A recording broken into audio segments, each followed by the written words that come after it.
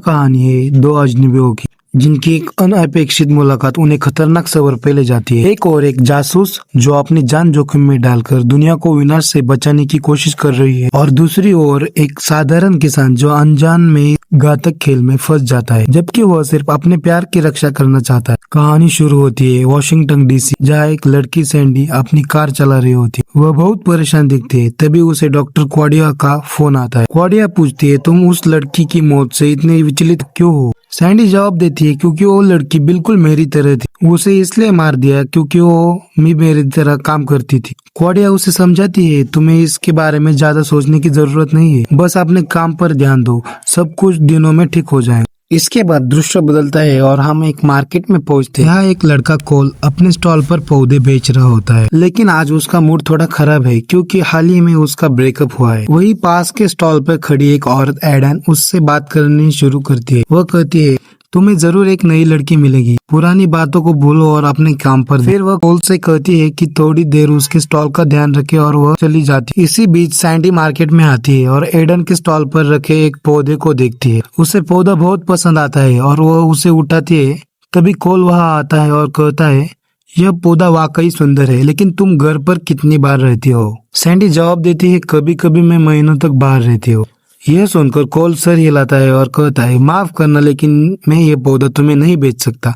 अगर इसे रोज पानी नहीं मिला तो यह जल्दी मुरझा जाएगा और मैं इस नहीं चाहता कि यह पौधा ऐसे मर जाए। सैंडी थोड़ी देर हैरान होकर कहती है, लेकिन मुझे यह पौधा चाहिए। कोल फिर मना कर देता है और कहता है, तुम्हारे लिए प्लास्टिक का पौधा या कैप्टन सही होगा। तभी एडन वापस आती है और उसकी बस सुन लेती है। वह बिना झिझक के पौधा सैंडी को $10 में बेच देती। जैसे ही सैंडी पौधा लेकर चली जाती है, कोल एडन से कहता है, तुम्हें उसे पौधा नहीं बेचना चाहिए था, वो उसे मार डालेगी। एडन हंसते हुए कहती है, अरे तुम अब भी पौधे की चिंता कर रहे हो? सामने एक खूबसूरत लड़की खड़ी थी और उसे इम्प्रेस करने के बजाय तुम उससे बहस कर रहे थे। अभी भी देर नहीं हुई, जाकर उसे कॉफी पर बुलाओ। एडन की बातों से हिम्मत पाकर कोल दौड़कर सैंडी की कार तक पहुंचता है और पूछता है, क्या हम कॉफी पर जा सकते हैं? सैंडी हैरान होकर कहती है, अभी अभी हम बहस कर रहे हैं और अब तुम मुझे कॉफी पर बुला रहे हो। कोल का एहसास होता है कि यह कितनी अजीब लग रहा है, तो वह माफी मांगकर जाने लगता है, लेकिन सैंडी उसे रोक लेती है और कहती है, अगर सिर्फ कॉफी है तो हम जा सकते हैं। यह सुनकर कोल का चेहरा खुशी से खिल उठता है और वह सैंडी की कार में बैठ जाता है। सैंडी और कोल कॉफी पीते हुए शहर में घूमने लगते हैं। वे अलग अलग जगह जाते हैं और अपनी जिंदगी के बारे में बात करते हैं। सैंडी कहती है, मैं एक इंटरनेशनल आर्ट डीलर हूँ। जैसे ही मुझे कॉल आता है, मुझे अलग अलग देशों में जाकर वहाँ की कला देखनी पड़ती है। कॉल मुस्कुराते हुए जवाब देता है, खेती करना मेरा शौक है, लेकिन इसके साथ मैं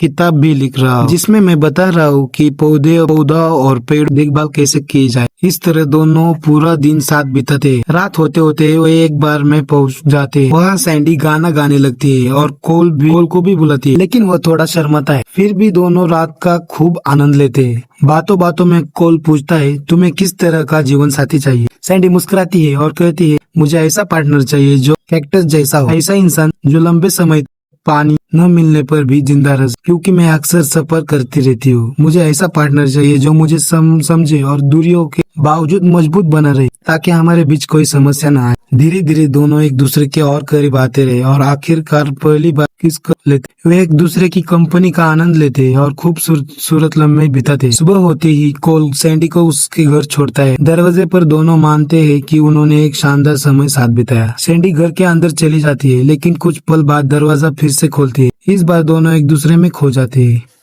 इसके बाद कोल अपने घर लौटता है और बहुत खुश होकर अपनी माँ बाप को सब कुछ बताता है। चेहरे पर बड़ी मुस्कान के साथ वह कहता है, मुझे लगता है मुझे आखिरकार वो लड़की मिल गई जिससे मैं हमेशा ढूंढ रहा था। यह सुनकर कोल की बहन मेडिन ताने मारते हुए कहती है, देखते ही यह रिश्ता कितने दिन तक चलता। यह लड़की भी तुम्हें उसी तरह छोड़ देंगी जैसे पिछली ने छोड़ा था।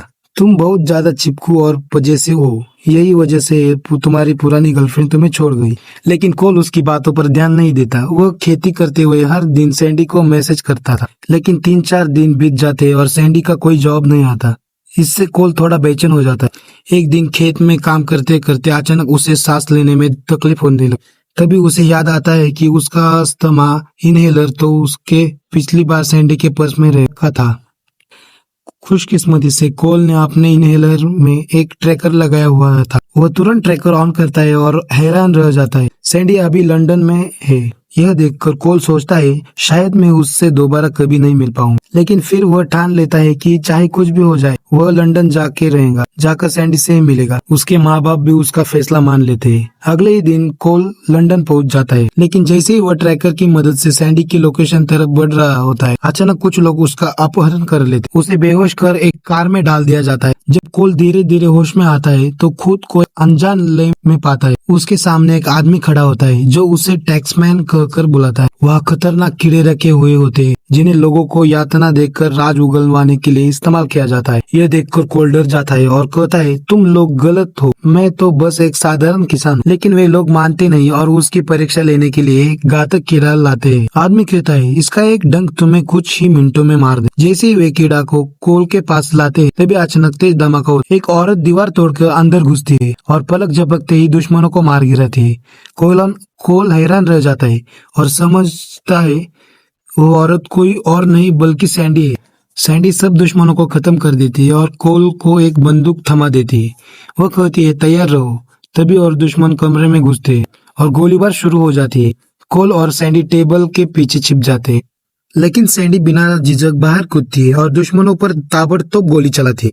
उसकी हर गोली स्टिक के निशाने पर लगती है और सारे दुश्मन गिर जाते हैं। लड़ाई खत्म होने के बाद कोल अभी भी सदमे में रहता है और सैंडी से पूछता है आखिर तुम कौन हो। सैंडी पहली बार सच्चाई बताती है, मैं CIA एजेंट हूँ। इसके बाद दोनों वहां से भाग निकलते हैं। कुछ देर बाद उन्हें एहसास होता है कि वे अब पाकिस्तान में हैं, लेकिन सोचने का मौका भी नहीं मिलता क्योंकि तभी बड़ी संख्या में सैनिक उन पर गोलियों की बरसाने लगते। जान बचाने के लिए सैंडी और कोल जितनी तेज दौड़ सकते हैं दौड़ पड़ते हैं। सड़क पर उन्हें एक बस आती दिखती है। सैंडी तुरंत ड्राइवर पर बंदूक तान देती है और वो बस रुकवा देती है। डरे हुए यात्री तुरंत बाहर कूद जाते हैं। सैंडी और कोल बस में बैठकर उसे पूरी रफ्तार से भगाने लगते हैं।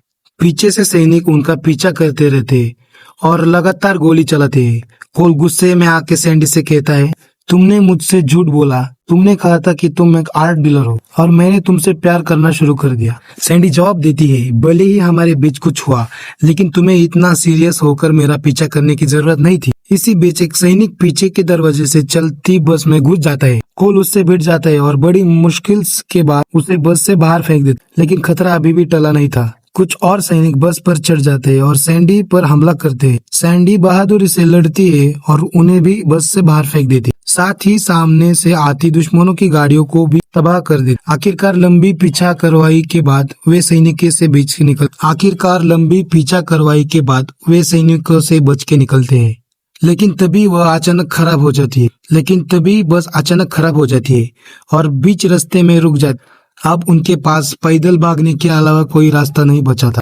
इसी बीच कहानी में एक नया किरदार आता है, एक ताकतवर माफिया बॉस लेविक। असल में वही लोग सैंडी और कोल के पीछे पड़े थे। उसके आदमी बताते हैं हमने टैक्समैन को पहचान लिया, लेकिन उसकी कोई जानकारी हमारी इंटेलिजेंट डेटाबेस में नहीं थी। लगता है वो अनऑफिशियल काम करता है। यह सुनकर लेविक गुस्से से भर उठता है और आदेश देता है इस टैक्समैन की तस्वीर सबको भेजो। जो भी इसे जिंदा पकड़ेगा उसे $1 मिलियन का इनाम मिलेगा। इसके बाद पूरी दुनिया उनके पीछे पड़ जाती है। इधर कोल और सैंडी सड़क पर चलते रहते हैं। कोल सदमे में कहता है वे लोग मुझे मारना चाहते थे क्योंकि उन्हें लगता है कि मैं एक टैक्समैन हूँ, लेकिन ये टैक्समैन कौन है। सैंडी गहरी सांस लेती है और सच बताती है असल टैक्समैन मैं हूँ, वे लोग समझ बैठे कि तुम हो। फिर दोनों यह सोचते हैं कि कोल को किसी तरह देश से बाहर निकालना होगा।